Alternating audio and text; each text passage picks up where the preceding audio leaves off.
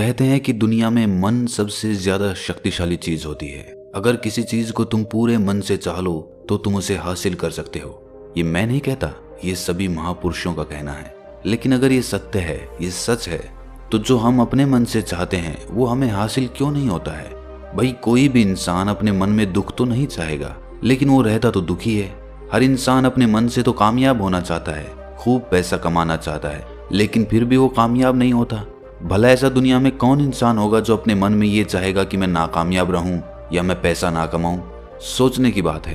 तो इसमें दो चीजें निकल के सामने आती हैं। या तो वो महापुरुष गलत थे जिन्होंने ये बात बोली कि मन से चाही हुई चीज हासिल हो जाती है, या फिर हम गलत हैं। आज की कहानी जो मैं आपको सुनाने वाला हूँ उसमें आपको एक ऐसा मंत्र मिलेगा। उसे समझने के बाद आपको एक ऐसा मंत्र पता चलेगा जिससे आप ये समझ पाएंगे कि अपने मन से कोई भी चीज कैसे करवाई जाती है, मन में किसी भी बात का बीज कैसे बोया जाता है। ये इस कहानी से आपको अच्छी तरह से समझ में आ जाएगा, और इससे आप ये भी समझ पाएंगे कि आकर्षण का नियम, लॉ ऑफ अट्रैक्शन कैसे काम करता है।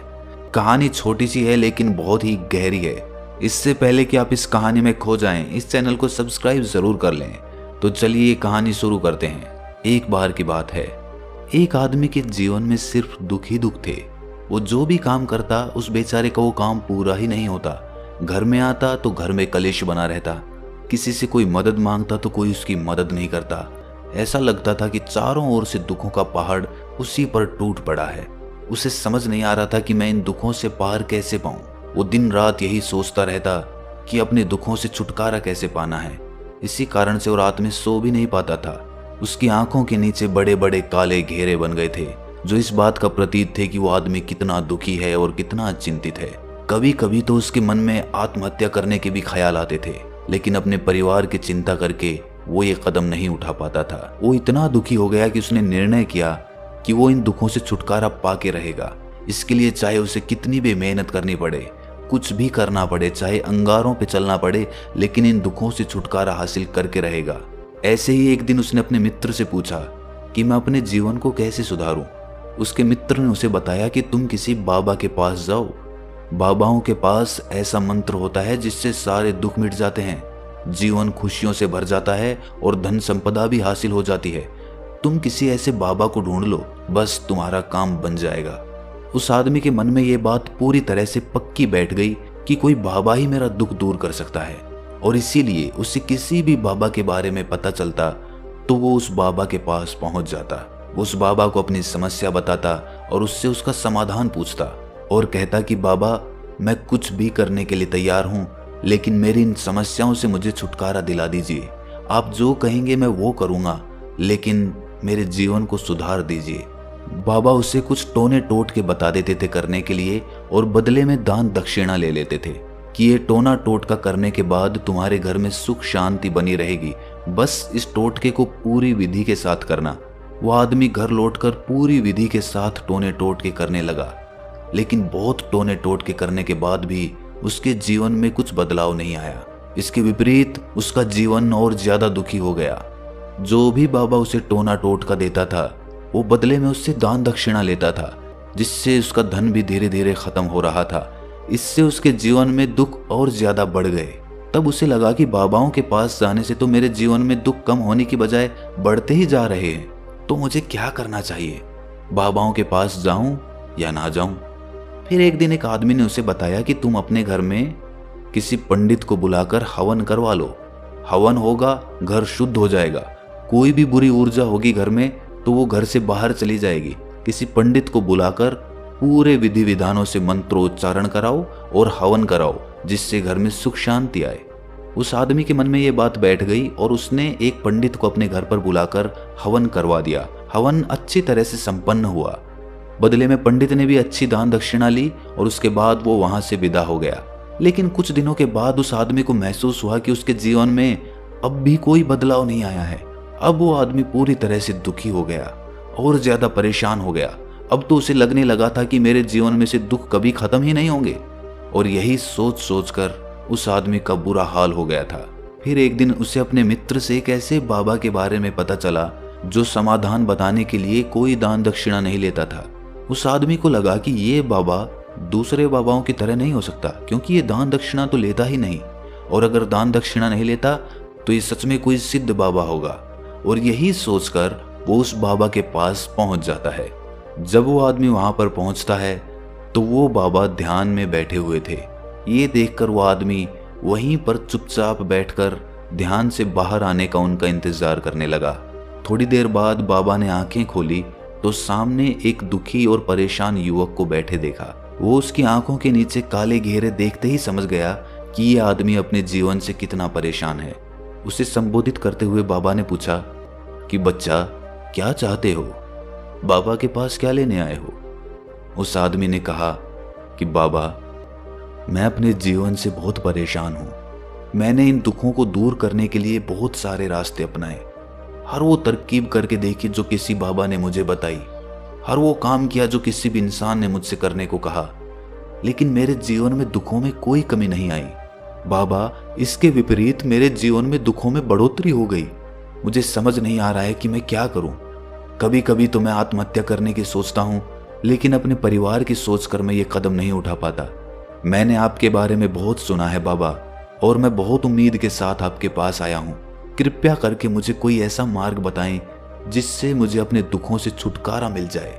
मैं अपने दुखों से छुटकारा पाने के लिए कुछ भी करने को तैयार हूं। आप मुझे कोई भी रास्ता बताएं, चाहे वो रास्ता कितना भी कठिन क्यों ना हो, मैं उसको पार करके रहूंगा। बाबा ने महसूस किया कि आदमी तो सच में बहुत परेशान है। बाबा ने उसकी बात सुनकर कहा कि बच्चा, दुखों को दूर करने के लिए मंत्र ऐसे ही नहीं मिलते। मंत्र पाने के लिए कुछ करना पड़ता है। तुम कुछ कर सकते हो? ये सुनकर पहले तो उस आदमी ने सोचा कि ये बाबा भी मुझसे दान दक्षिणा ही मांगेंगे, लेकिन और कोई रास्ता ना पाकर उस आदमी ने कहा कि बाबा, आपको जितनी भी दान दक्षिणा चाहिए मैं देने के लिए तैयार हूं, लेकिन आपका मंत्र सच्चा होना चाहिए, वो पूरा होना चाहिए, उसका फल मुझे मिलना चाहिए। उसके बाद मैं आपको जो भी दान दक्षिणा लेना चाहते हो वो दे दूंगा। बाबा ने कहा कि दान दक्षिणा तो बहुत छोटी सी चीज है, मुझे वो नहीं चाहिए।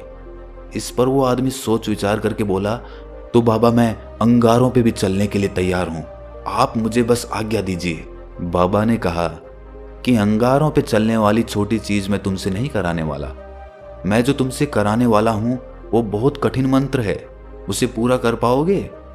बाबा ने कहा कि बाबा, आप मुझे बताइए तो सही, मुझे करना क्या होगा, मैं कुछ भी करने को तैयार हूं।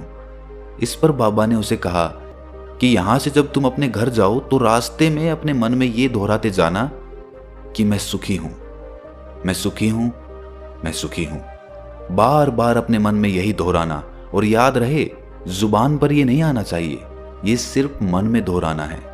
ये सुनकर वो आदमी बोला, बाबा, बस इतनी सी बात, ये तो मैं चुटकी बजा के कर लूंगा, लेकिन इससे होगा क्या? बाबा बोले कि इस मंत्र को करके देखो, वैसे भी तुमने इतने बाबाओं के मंत्र किए हैं तो इस मंत्र को भी करके देख लो। उस आदमी ने सोचा कि बाबा कुछ दान दक्षिणा तो ले नहीं रहे और छोटा सा मंत्र है, इसे तो मैं कर ही लूंगा। वो बोला, ठीक है बाबा, मैं ये मंत्र जरूर करूंगा।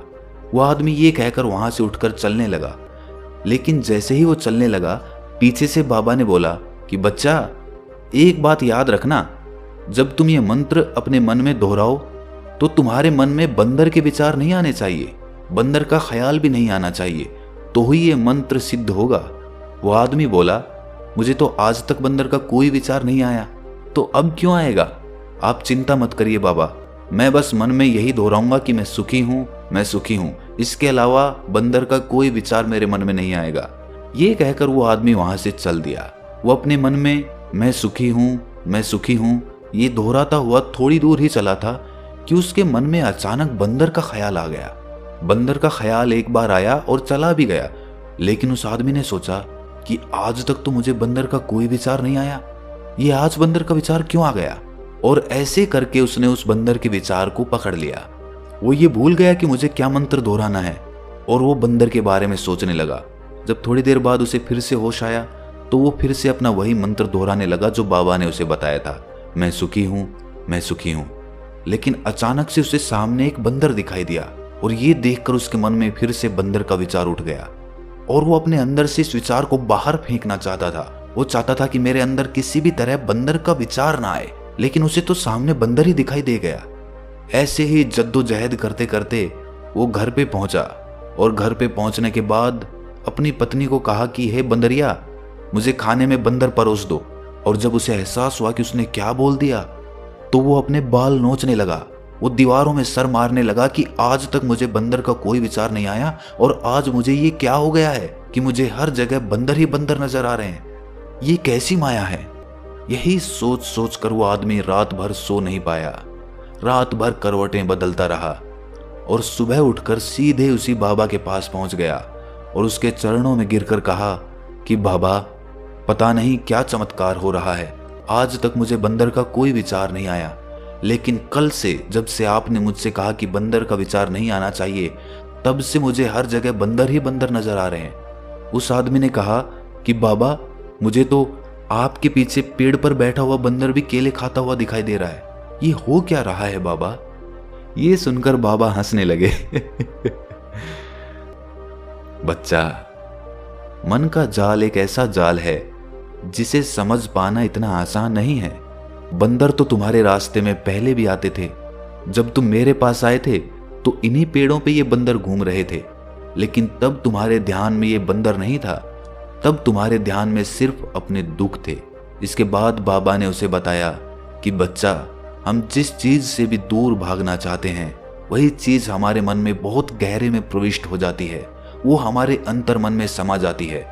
असल में हम जिस चीज से भी छुटकारा पाना चाहते हैं उससे छुटकारा इसीलिए पाना चाहते हैं कि वो हमारे साथ बहुत गहरे से जुड़ी हुई है, और हम जितना ही उससे छुटकारा पाना चाहते हैं वो उतनी ही गहरी हमारे मन में बैठती चली जाती है और आखिरकार वो हमारे अंतर मन में छा जाती है।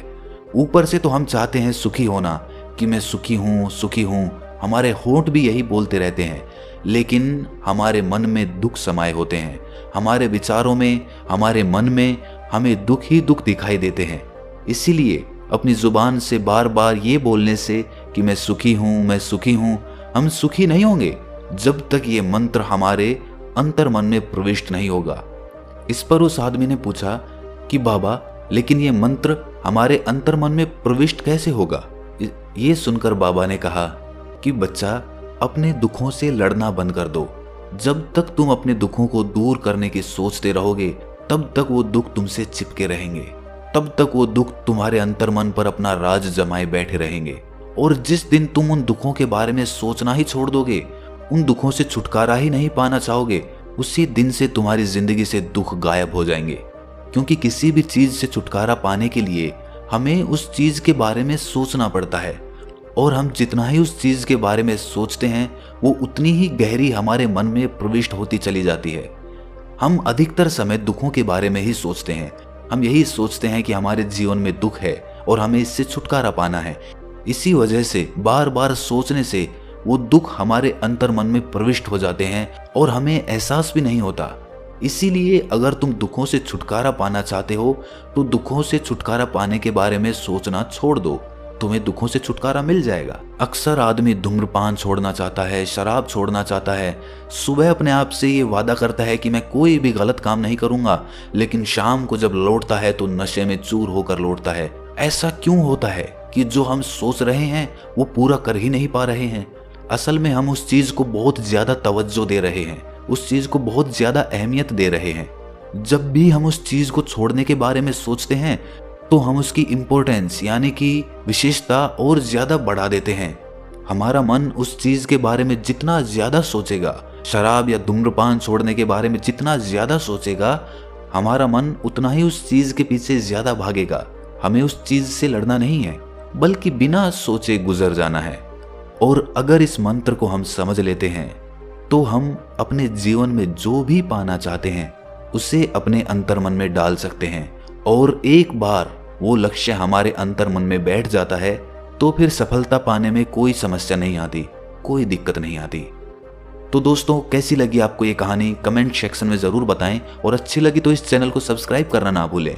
तो मिलते हैं अगली कहानी में, तब तक के लिए अपना ख्याल रखें।